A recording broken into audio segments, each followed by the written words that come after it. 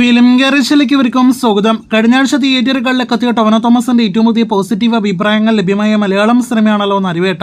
അനുരാജ് മനോഹർ ഇഷ്ക് എന്ന സിനിമയ്ക്ക് ശേഷം സംവിധാനം ചെയ്ത ടൊവിനോ, സുരാജ് വെഞ്ഞാറമൂട്, ചേരൻ തുടങ്ങിയവരെല്ലാം തന്നെ അഭിനയിച്ച നരിവേട്ട ആ സിനിമയുടെ 3 ദിവസങ്ങൾ തിയേറ്ററുകളിൽ പൂർത്തിയാക്കിയിരിക്കുകയാണ്. ഇപ്പോഴത്തെ 3 ദിവസത്തെ ഒഫീഷ്യൽ കളക്ഷൻ പോസ്റ്റർ സിനിമയുടെ പ്രൊഡക്ഷൻ ഹൗസും ഒപ്പം തന്നെ സംവിധായകനെല്ലാം തന്നെ പുറത്തുവിട്ടിരിക്കുന്നു.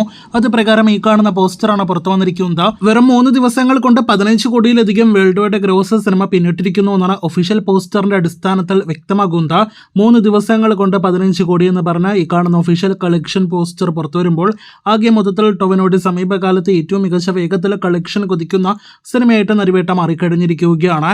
നിലവിലെ സിനിമയുടെ കളക്ഷൻ വേഗം നോക്കുമ്പോൾ ഉടനെ തന്നെ സിനിമ 50 കോടിയിലേക്ക് എത്തപ്പെടാനുള്ള എല്ലാവിധ സാധ്യതയുമുണ്ട്. ആദ്യ ദിവസം തന്നെ എങ്ങും മികച്ച അഭിപ്രായങ്ങൾ ലഭ്യമായ ടൊവിനോയുടെ പ്രകടനത്തിനടക്കം പോസിറ്റീവ് ലഭ്യമായ സിനിമ കൂടിയാണ് നരിവേട്ട. അപ്പോൾ സിനിമയുടെ 3 ദിവസത്തെ ഒഫീഷ്യൽ കളക്ഷൻ പ്രേക്ഷകർ അറിഞ്ഞിരിക്കുന്നു. കാത്തിരിക്കൂ അടുത്ത ദിവസങ്ങളിലെ സിനിമയുടെ ബോക്സ് ഓഫീസ് റിപ്പോർട്ടുകൾക്ക്.